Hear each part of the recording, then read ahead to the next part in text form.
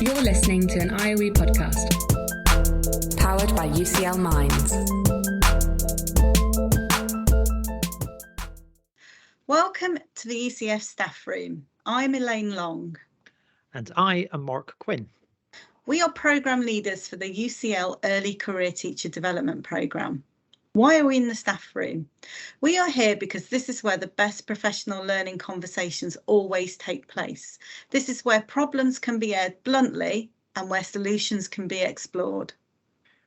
Over the course of this series, we will hear the voices of different colleagues as they come into the ECF staff room.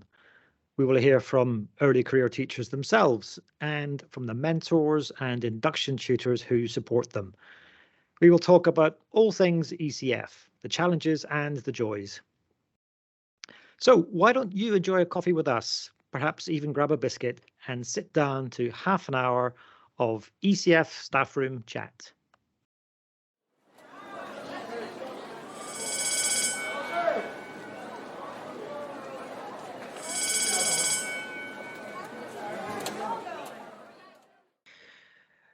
Welcome to the ECF staff room, Haili Hughes.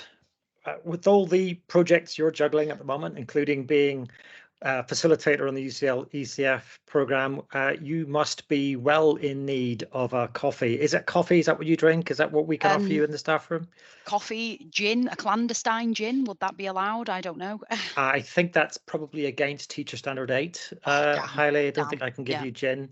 They always get me on that one. maybe an extra shot in the coffee. I can manage that. That'd be lovely. Do you take anything with your coffee? Is there a biscuit there or? Many biscuits. I think that's the problem. So in this run up to Christmas, all willpower has disappeared, sadly. So the staff room cupboard is empty because you've eaten all the biscuits. Indeed, yeah. Maybe we need to do a special Christmas edition that's ECF bar, and I would definitely join you in there for a gin and tonic, Haili. That would really suit me. And Mark and I are really nosy, and we know our listeners are really nosy as well. And we know that you've had a really interesting career to date. And we just wondered if you could tell us a little bit about that. What did you do before teaching? Where did teaching take you? And what do you do now? Absolutely, yeah. So as you kind of alluded to, I have had a long and winding road to get to the points that I'm at now. I think I must have some kind of, I don't know, revolutionist's blood or something inside me somewhere because I can't really stick at anything for longer than about 10 years usually. So before I was a teacher, I was a national newspaper journalist, an infamous London tabloid newspaper that was closed down for phone hacking. Daresn't say the name. But I had a great time there, did lots of things that I regret, lots of things that I thoroughly enjoyed, but it was a hell of an experience. So that's what I did. And then the newspaper was closing down, and I thought about the fact that I had an English degree, and what on earth was I going to do with an English degree? So I thought, do you know what, let's have a go at teaching. Spent some time in a school helping out in my old secondary school, actually, which was funny being in the staff room with all of my old teachers, and loved it. Absolutely thought, oh my God, this is what I was made to do. And then I taught for 15 years. 15 and a half, in fact, years. Yes, so that's what I did then. Very quickly moved into leadership, found out it wasn't really for me. I missed the day-to-day classroom teacher job of really making a difference and getting to know children. Missed my own subject a lot, of English as well. And I feel like there's a constant, and perhaps this is something I'll touch on later, but I feel like when you go into leadership, there's like a constant battle almost to actually be a good teacher as well as an effective leader, because, you know, I used to find myself kind of setting the children off on independent tasks and getting time to check my emails and being more interested in my emails and what was coming through than actually my pedagogy. And I hated that. So I stepped back down, so to speak, to just, and I hate that phrase, just a classroom teacher, because you are never just a classroom teacher, for the last 9 years of my career, and adored it, absolutely loved it. And then I wrote a couple of books, one of them being Mentoring in Schools, which I'm sure we'll talk about a bit later. had the opportunity to go and do lots of things that I'd probably only dreamed of, to be honest. Speaking all over Europe, in schools, working with lots of colleagues in HE, and then I joined Iris Connect as head of education, and also the University of Sunderland, initially as a PGC English lecturer, but very quickly became principal lecturer in mentoring and professional development. And this is where I am now, with two careers that are separate but intersect on many, many different ways, and consultancy on top of that as well. That sounds like a really, really interesting road you've taken. And I know you're really passionate about writing. And one of the things that comes across in all your interviews and your writing is you're really passionate about making a difference. And I read recently that your PhD is focused on children that are left behind, and that you're very passionate that we don't leave children behind in education. I wonder if you could just tell the listeners a bit about that. Yeah, so that wasn't my PhD. That was my last master's degree. Okay. So yeah, my EdD is actually based on the effect of the COVID-19 school closures on experienced teachers, which has been really interesting. But no, you're absolutely right. My last master's degree that I did, my psychology one, was all about that. And yeah, it's just because the background I came from, I was the first person to go to school post 16 in my family. Mum's a cleaner, stepdad's a lorry driver, and I really struggled with my own identity during school time. Very often, I think it was a misrepresentation, really, of kind of Bourdieu's work on cultural capital, whereby I grew up thinking that my background wasn't good enough. I had to be ashamed of where I came from. I had to be ashamed of the fact that we didn't have books in my house. And when I moved to London at the really young age of 21, I really tried to divorce myself. I've written about this on my blog, really tried to divorce myself from my own background. And a lot of the time at school I spent being quite angry and misbehaving and not getting on with teachers, and it was very much because of this liminal space that I felt like I existed in, and still do exist in, to be honest. I feel so. Yeah, I mean, it's something I'm really passionate, is this idea about kind of not letting disadvantage be a barrier for our children.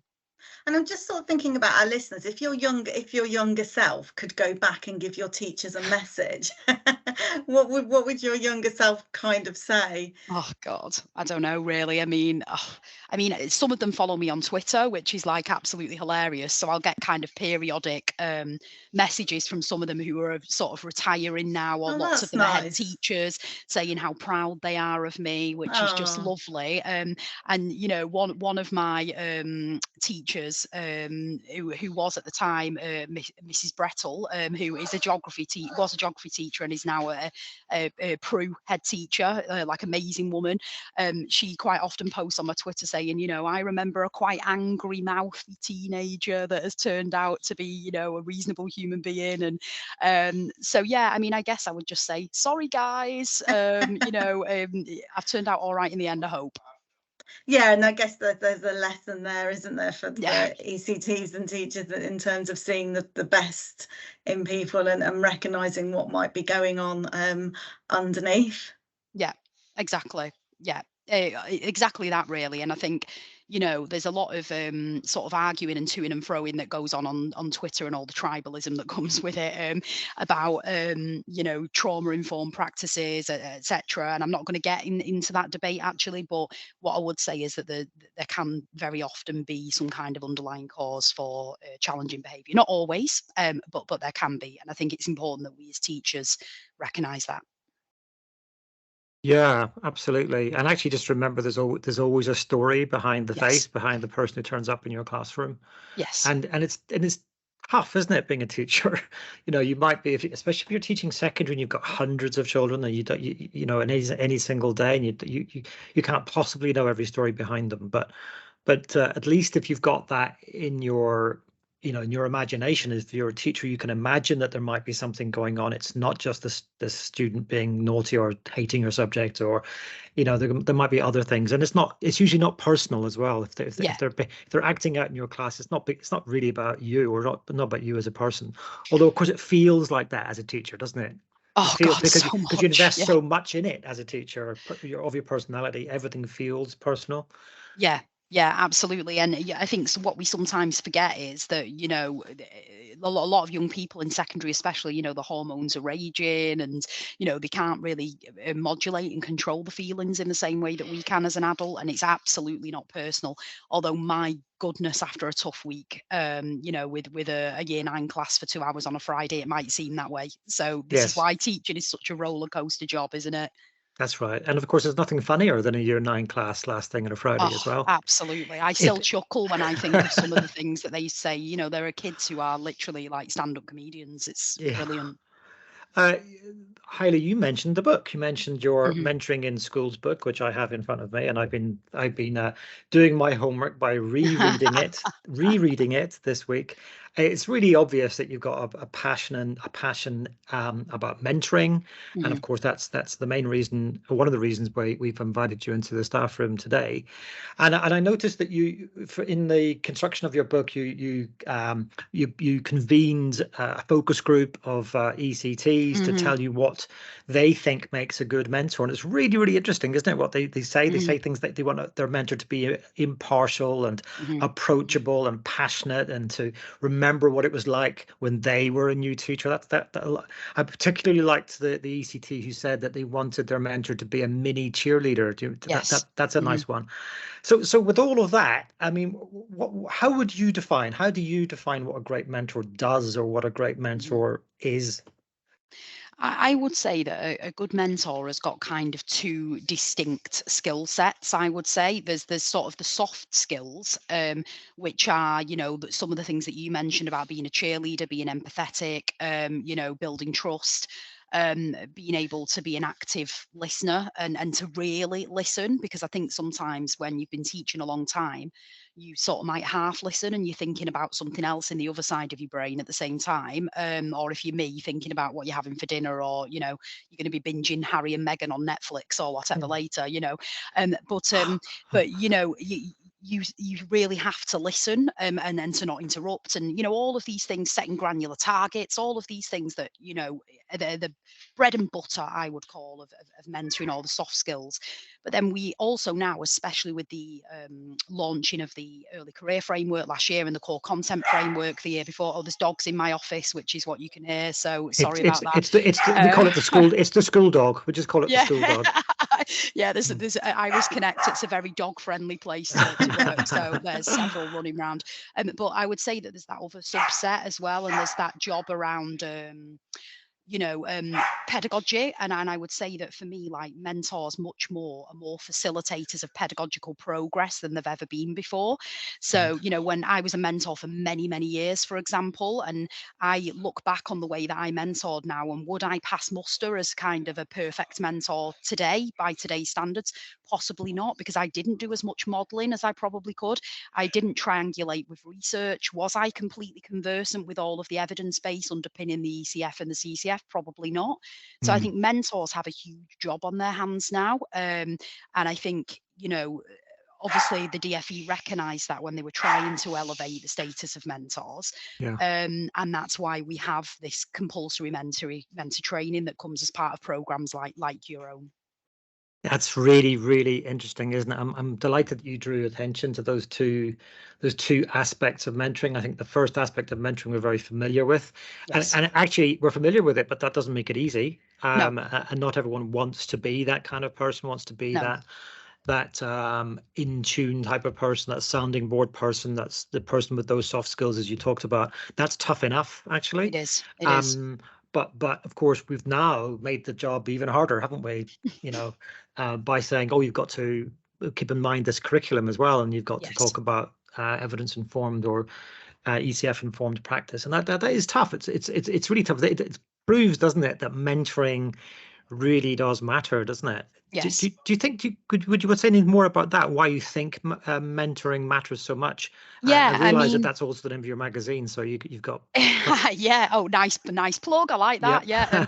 Yes. So I'll talk about the magazine in a second. But Yeah. yeah, absolutely. I mean, I think like many who were trained in a certain time period, I finished my training year, my IT year, and I was pretty much left to sink or swim, to be honest. I had a mentor who had a lot of the soft skills, although I hate that name for them because they're obviously not soft skills because they're really Yeah. important, they're the Yeah. bedrock.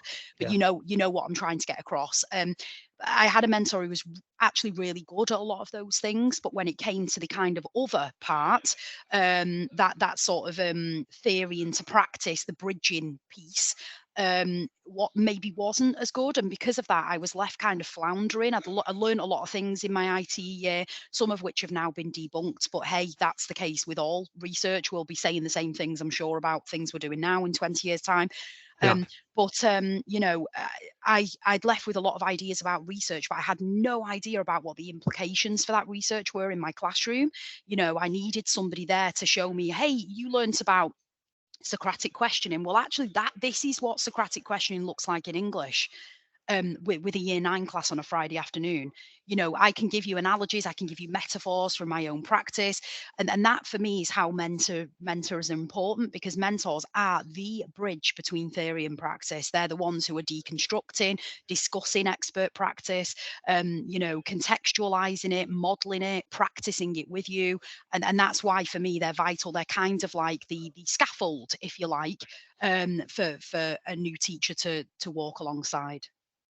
And it's interesting as well, because you gave the example of a English example being subject specific. So I think Yes. mentors are also that bridge between generic pedagogy and subject specific pedagogy as well. I agree with you, they play such a vital role, and the tension that you picked up on between being a mentor that teaches the curriculum and being a mentor that also helps an ECT as an individual Yeah. to progress those sort of softer skills. I think that's something that mentors on our program find hard, because we recognize that tension in some of the feedback.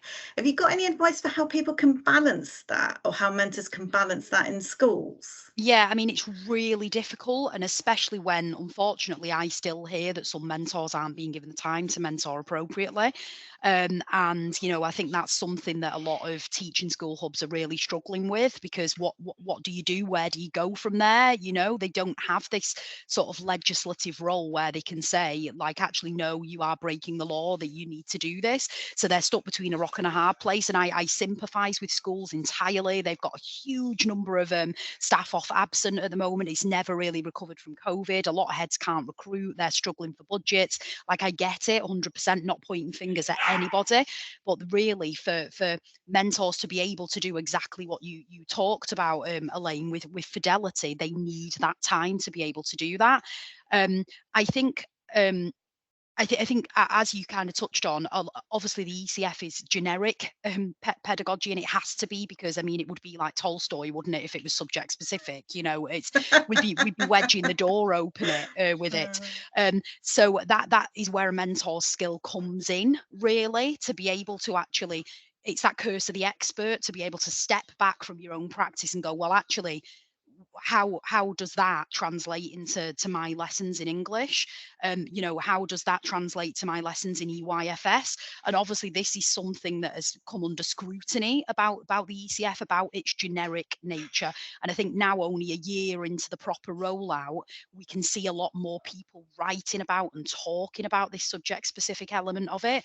And to be honest, that's why I think, and I'm not just saying this because it is you two from UCL, but that's why I think that having this sort of face-to-face element of the ECF training is so important. Because, for example, I have 6 ECT groups, 6, can you believe it? And two mentor groups, so a year 1 and a year 2, and I think that. That's what's so important about those days, is that I have several people who might be doing history, and they can chat about what they do in history and the implications for them. I have several people who might be doing PE, and they can chat about, you know, what questioning and great formative assessment looks like in PE. And that is, for me, it's golden, it's invaluable. So as a facilitator, then, is that something you'd advise, breaking down your group into subject specific groups so that they can then look at the interplay between generic pedagogy and subject specific pedagogy, because it's quite hard as a Yes. facilitator, because I know I'm an English teacher like yourself, and when I used to lead professional learning in school, when I was talking about maths, I always used to give the same ropey example, and then take me down to early years and I've got nothing for you other than ultimate respect. Yeah, absolutely. I have no examples, because it's just so far out my knowledge, you know. So it's interesting. I'm interested in how you say you deal with that as a facilitator. Yeah, so for example, we might talk about something in generic terms, and then I might ask them to reflect for a couple of minutes individually on what that means in their subject, and then I'll cold call perhaps and take some examples. And say I take a mathematician's example, and then I'd say, you know, I don't know, Katie or whoever it might be, you're also a mathematician. Can you build on that? Will you challenge it? Would you do it slightly differently? And I think quite a lot of the ECTs in my groups have said that they just find it really interesting as well to actually think about the implications for other subjects. Of course, exactly right. You know, if you're a maths teacher, just, you know, to caricature it a bit, if you're a maths teacher and you might not think that group work is your thing, but sitting next to you is a drama teacher for whom group work is the bread and butter of what they do, and you know, the opportunities to listen for 5 minutes to how a drama teacher organizes collaborative learning could be the difference that a maths teacher really needs, and of course vice versa. I think there's so many advantages to sitting side by side with colleagues who teach it's particularly different subjects or different phases. That's so important. And another thing that you do, so just to pick you up on that a little bit, Haili, because you said that you would often ask an ECT to quote an example from their own subject about what this might mean. Do you ever push back? Do you ever, you know, making sure that they're not just regurgitating some old nonsense they might have picked up from some, you know, some terrible teacher in the back of the room somewhere? How do you challenge them? I think in a supportive way, but like a kind of a what if almost, you know, so, oh, that's really interesting, but what if, you know, and kind of positing it in that way. Because I think, you know, even the ECF itself does talk about in Standard 8 being critical consumers of research. And I think that's really important. And I think what I've been really cheered to see actually both in ECF delivery and in MPQ LTD delivery with a completely different provider is that actually that both have stressed that there isn't a one size fits all and that everything is contextual. And, you know, and I think MPQ especially has kind of quoted the Dylan William thing that everybody always quotes of, you know, and maybe Dylan William didn't even say it. He has a lot of misattributed quotes. But, you know, for example, not everything works everywhere, but something works somewhere. And I think that adage is something to live by, isn't it? Because as we all know, those of us who've been practicing teachers, you might do something with a class and think, I've cracked it, my goodness. And then next lesson, it's back to square one again. So, Dylan William, everyone's most quotable academic. Absolutely, we need people like that.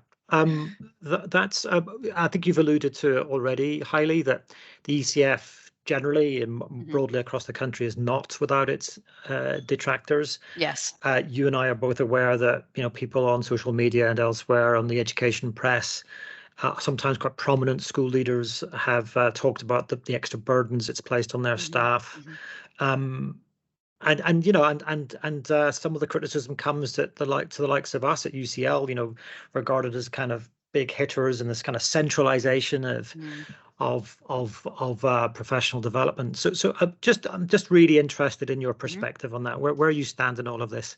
Well, I mean, obviously, I was a big supporter of the early career framework. I wrote a book about it, you know, and the reason why I was a big supporter of it was because I think we did need that consistency of approach across the country, because it was like a postcode lottery as to whether you got a decent mentor or not. And, you know, that can be the difference between somebody leaving after a year or somebody going on to have a positive impact on you know, thousands of lives as a teacher over a career.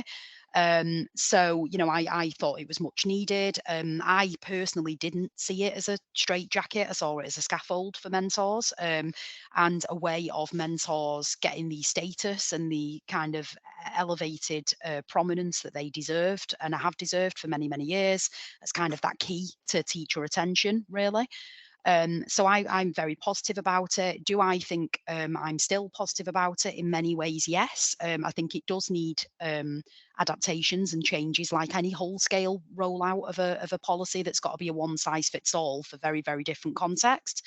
I think there probably could be more in there about collaborative learning, if I'm completely honest, about dialogue and oracy. I think there could be more in there that is more suited to a Key Stage 1 and EYFS Yeah. model, because a lot of criticism it's received is that it's very secondary centric.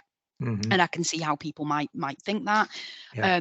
But I think that I'm still, largely positive about the early career framework. What I do think, and I don't mind saying this to you on the podcast, that I had a conversation with the DFE not too long ago, where I was asked to give my feedback on the ECF, and I did say in that, and will say it very publicly, that I think more does need to be done about working in congruence with ITTE. Right. For the ECF, because one of the criticisms that's come out is that it's a regurgitation of a lot that was learned at ITTE.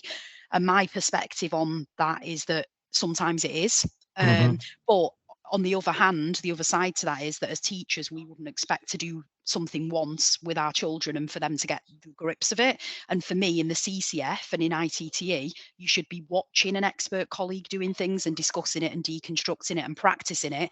In the ECF, it's you doing it with a Yeah. mentor more as a guide on the side, would be my reading of it. So that is how I would counteract those criticisms. But I do see that there could be that element of challenge, I think, in the ECF for those really great ECTs who know all of that research. What's going to push them on? So yeah. I think it's interesting what you say about that, Haili, because I read all the module completion forms, and if I had £1 for every time I read that, I'd be a millionaire. But I'm reading them less and less. But I wonder if it kind of links to what you sort of said about, you see the framework as a guidebook and not a rule book. Yes. And I think I noticed a real correlation between people feeling that it's beneficial when they have that mindset towards it, that they realize that it's something that they've got to make work for them, and that's an active role. And I feel the same about teacher development. We want ECTs to feel like they have an active role in shaping their own professional development and doing something different if they need to. So I think that kind of feeds into the idea of them feeling like it's a repeat, because although they might have an awareness of the research, they almost certainly should have an awareness of the research from their ITE year. What they won't have done, and what I feel I never did after 20 years of teaching, is be like, right, nailed that one.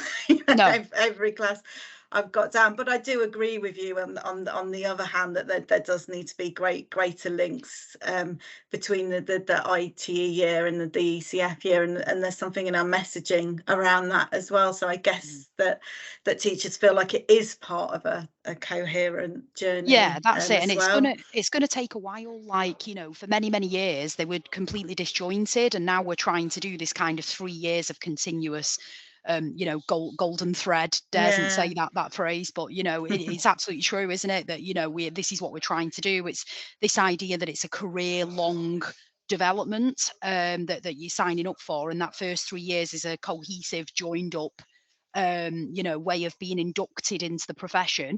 And yes, you may go on and develop your own pedagogic style, and absolutely I hope you do, where you might say, actually, a lot of that research I've just read might not work for me in this context. But what everybody then has are those strong foundations that they can build their own identity on, and that for me is why I support the ECF.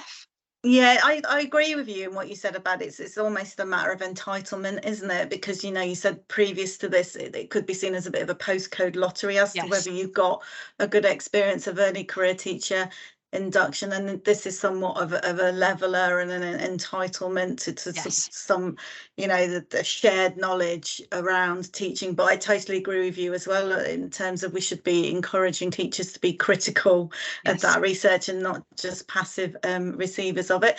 I'd love to talk to you all day, but I know you're very busy, and I think that the school bell might be able to go in a minute. We give all our guests a post-it note. I'm going to pass you a beautiful red post-it note, and on it, could you tell me what you would write on it and where you would stick it, please? Oh, wow.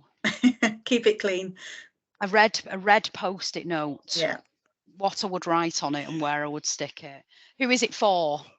anyone. So you can decide really in terms of where you stick the post-it note. That would probably give us an indication of who's it for. So it could be on the bathroom mirror in a school, or it could be on the wall of the DFE, or it could be on Mark's desk. Oh dear.